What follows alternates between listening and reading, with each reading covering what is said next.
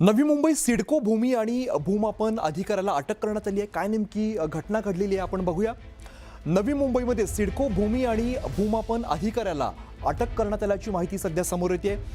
Upper जिल्हाधिकारी रामदास जगतापला लाच घेताना रंगेहात पकडलंय। अटक करण्यात आलेली आहे। अप्पर जिल्हाधिकारी आहे रामदास जगताप, लाच घेताना अटक करण्यात आलंय आणि रामदास जगतापला 22,000ची लाच घेताना रंगेहात पकडलेला आहे। सिडको कार्यालयात नवी मुंबई एसीबीची ही धडक कारवाई बघायला मिळते। नवी मुंबईमध्ये सिडको भूमी आणि भूमापन अधिकाऱ्याला अटक करण्यात आल्याची माहिती समोर येते। अप्पर जिल्हाधिकारी रामदास जगतापला लाच घेताना पकडलेला आहे। 22,000 रुपयांची लाच घेताना रंगेहात पकडण्यात आलेला आहे। सिडको कार्यालयात नवी मुंबई एसीबीची धडक कारवाई बघायला मिळते। विनय मात्रे आमचे प्रतिनिधी आपल्याला अधिकची माहिती देत आहेत। विनय, काय अधिकची माहिती येते? मोठी कारवाई बघायला मिळते।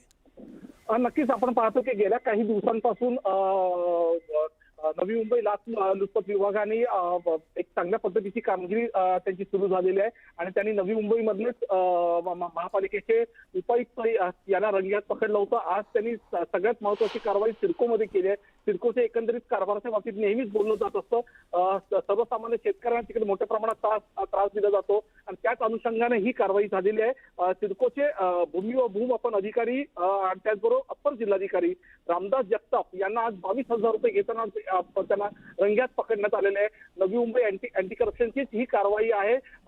जे रामदास जगताप आहेत हे अप्पर जिल्हाधिकारी आहेत आणि ते सिडकोचे जे 22% भूखंड वितरण केलं जातं त्या वितरणाच्या विभागाचे ते प्रमुख होते आणि त्यामुळे तिथेच थेट संबंध हा शेतकऱ्यांशी येतो, इथल्या प्रकल्पग्रस्तांशी येत असतो। त्याच्यामुळे ही कारवाई सगळ्यात महत्त्वाची मानली जाते आणि सर्वसामान्यांसाठी या कारवाईमुळे चांगलं कामकाज तिथे सुरू होईल आणि बरोबर, त्यामुळे मोठी कारवाई झाल्याचं बघायला मिळते। विनय, धन्यवाद या सगळ्या माहितीसाठी।